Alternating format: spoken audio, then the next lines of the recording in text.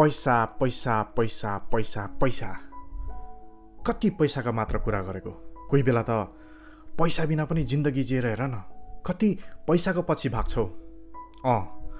पैसाको पछि नभागेर के गर्नु त साथी। यो समाजको सबभन्दा ठुलो अभिशाप भनेको नै गरिबी हो। अनि यो कुरा उसले मात्र महसुस गर्न सक्छ जसले गरिबी भोगेको छ, गरिबीलाई झेलेको छ, जसले गरिबीलाई नजिकबाट महसुस गरेको छ। जब तपाईँको गोजी रित्तो हुन्छ नि, तब तपाईँको वरिपरि कोही पनि हुँदैनन्।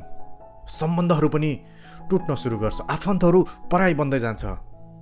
तपाईँ जति नै राम्रो मान्छे भए तापनि तपाईँको गोजी यदि खाली छ भने यो समाजले तपाईँलाई मान्छे गन्दैनन्, यो समाजले तपाईँलाई हेला गर्छ, तपाईँलाई कसैले पनि इज्जत दिँदैन।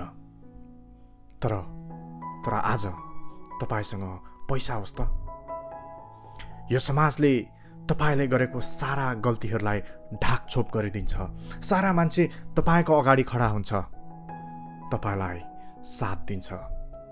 अनि अर्को कुरा, जसले तपाईँलाई दुःखको बेला साथ दिएको हुन्छ नि, उसलाई जीवनमा कहिले पनि नबिर्सिनुहोस्।